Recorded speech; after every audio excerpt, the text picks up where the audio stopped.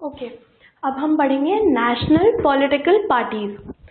इसके अंडर आती हैं कुछ पार्टीज जिनके बारे में हम डिटेल में पढ़ेंगे। ऑलराइट, सबसे पहले आती है इंडियन नेशनल कांग्रेस, INC। ये one of the oldest parties है वर्ल्ड में, बहुत पुरानी पार्टी है ये 1885 में फाउंड हुई थी, 1885 में इस्टेब्लिश हुई थी और इसमें काफ़ी सारे स्प्लिट्स हुए हैं, टूटी है कई बार। ठीक है, इसके बाद इसने बहुत डोमिनेंट रोल प्ले किया है इंडियन पॉलिटिक्स में। इंडियन पॉलिटिक्स में हमेशा से इंडियन नेशनल कांग्रेस का बहुत बड़ा हाथ रहा है। आप स्टार्टिंग से देख सकते हैं, जब से हम अपनी डेमोक्रेसी के लिए लड़ रहे थे ब्रिटिशर्स से, तब से इंडियन नेशनल कांग्रेस का बहुत बड़ा हाथ रहा है। ठीक है, जवाहरलाल नेहरू के अंडर इन्होंने एक मॉडर्न सेक्युलर डेमोक्रेटिक रिपब्लिक बनाया इंडिया में, एक मॉडर्न सेक्युलर डेमोक्रेटिक रिपब्लिक। ठीक है, इसके बाद रूलिंग पार्टी थी ये सेंटर में टिल 1977। तो आप देखिए, जब से हम फ्री हुए हैं 1947, तब से लेकर 1977 तक ये रूलिंग पार्टी थी। कितना लंबा स्पैन था। इसके बाद 1980 से 89 भी इन लोगों ने ही रूल किया, कांग्रेस पार्टी ने ही रूल किया। ठीक है, ये हमेशा they always work for the welfare of the weaker sections. तो वीकर सेक्शंस के अच्छे के लिए काम करते थे, वेलफेयर के लिए काम करते थे। इसलिए ऑब्वियसली हमारी जनता ज़्यादातर उस टाइम पर, अभी भी है लेकिन उस टाइम पर और भी ज़्यादा वीकर सेक्शंस थे सोसाइटी में, तो उन्हें और वो वीकर सेक्शंस के लिए काम करते थे, तो ऑब्वियसली इलेक्शंस में वीकर सेक्शंस का सपोर्ट मिलता था। मेजॉरिटी वीकर सेक्शंस की है तो ऑब्वियसली इंडियन नेशनल कांग्रेस जीतती थी। ठीक है, ये न्यू इकोनॉमिक रिफॉर्म्स को सपोर्ट करते हैं, इनके अकॉर्डिंग इकोनॉमिक रिफॉर्म्स होते रहने चाहिए। ठीक है, ये इमर्ज हुई थी लार्जेस्ट पार्टी 2004 में, क्योंकि इनके पास 145 मेंबर्स थे लोकसभा में, तो this was the largest party. ठीक है, अब आती है भारतीय जनता पार्टी BJP। ये फाउंड हुई थी 1980 में बाय रिवाइविंग भारतीय जनसंघ। भारतीय जनसंघ एक पॉलिटिकल पार्टी थी, उसको रिवाइव करा गया था और उसको नाम चेंज किया था, उनकी थोड़ी सी पॉलिसीज में डिफरेंसेस लाए गए थे और उसको बोला गया था भारतीय जनता पार्टी। ठीक है, they want to build a strong and modern India by taking inspiration from India's ancient culture. So इधर इंडिया का जो एंशिएंट कल्चर था, वो चाहते हैं कि वो कल्चर खत्म ना हो। वो चाहते हैं कि इंडिया मॉडर्न जरूर बने लेकिन अपना कल्चर ध्यान में रखे। तो वो उस तरीके से मॉडर्न वे में प्रोग्रेस चाहते हैं इंडिया की, कि वो अपने कल्चर को ना भूलें। ठीक है, they want full territorial and political integration of Jammu and Kashmir with India. Jammu and Kashmir का इशू हमेशा से चलता आ रहा है, जैसे हम बोलते हैं Pakistan occupied Kashmir and Jammu and Kashmir.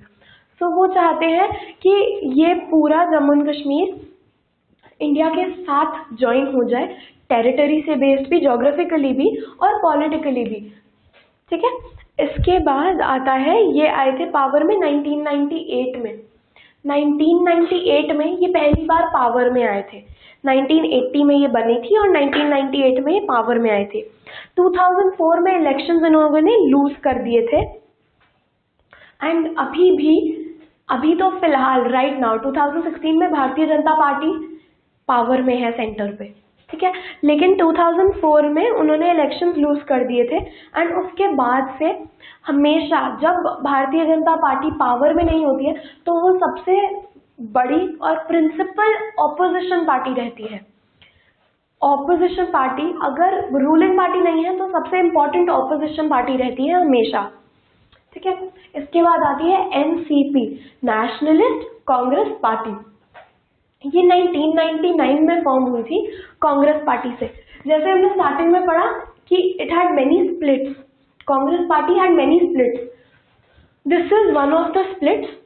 National Congress party form हुई थी कांग्रेस पार्टी से। ये लोग सेक्युलरिज्म में बिलीव करते हैं, इक्वालिटी में एंड सोशल जस्टिस में।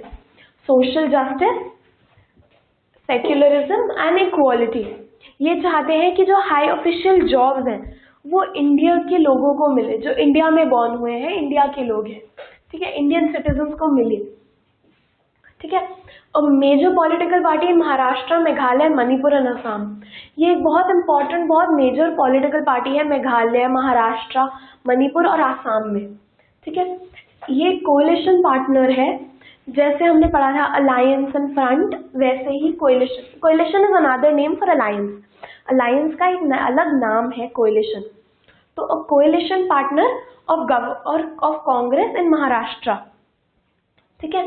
और 2004 से ये यूपीए अलायंस का भी पार्ट है, यूपीए अलायंस का भी पार्ट है ये सिंस 2004, ठीक है। A coalition partner with Congress in Maharashtra. Challenges to political parties, अब हम पढ़ेंगे चैलेंजेस टू पॉलिटिकल पार्टीज, कि पॉलिटिकल पार्टीज को क्या क्या चैलेंजेस फेस करने पड़ते हैं।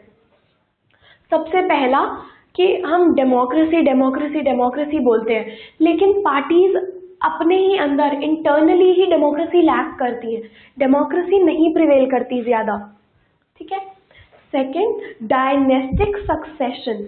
अब इसके अंदर those who happen to be leaders are in position of unfair advantage to favor people close to them and their family members।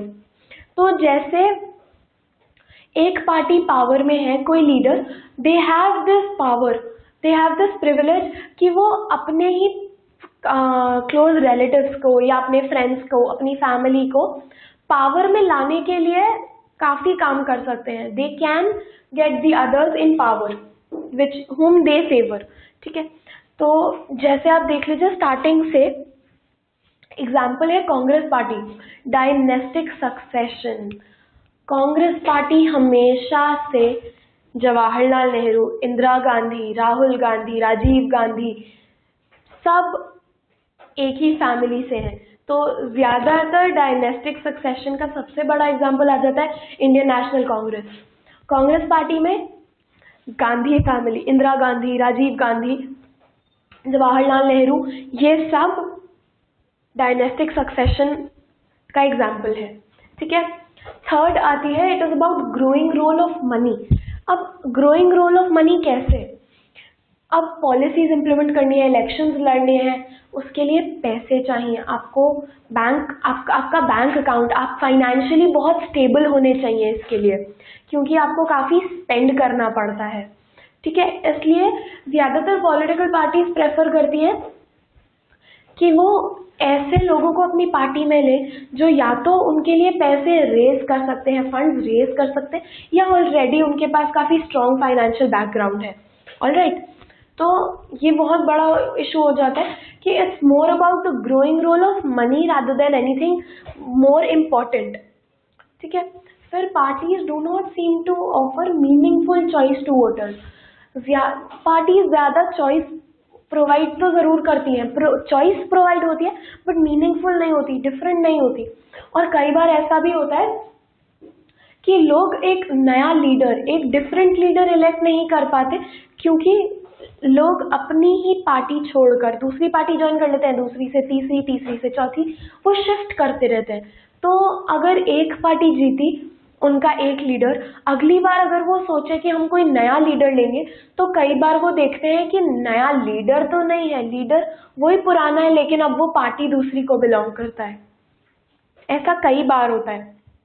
अभी रिसेंटली न्यूज में आ रहा है, नवजोत सिंह सिद्धू, उन्होंने बीजेपी छोड़कर आम आदमी पार्टी ज्वाइन कर ली है।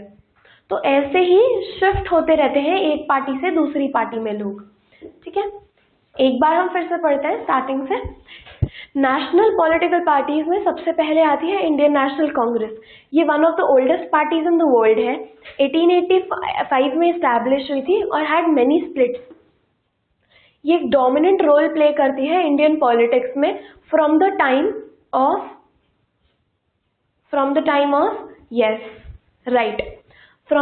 We gain democracy, from the time we gained our independence, ठीक है। They played a dominant role in Indian politics. Under Jawaharlal Nehru it built a modern secular democratic republic in India. Ruling party थी वो centre में till 1977 and then 1980 to 89। They worked for the welfare of the weaker sections and they support new economic reforms. Emerged as the largest party with 145 members in the Lok Sabha election in 2004. 2004, ठीक है। Next आती है Bharatiya Janata party. हम INC पढ़ चुके हैं, अब हम पढ़ेंगे भारतीय जनता पार्टी।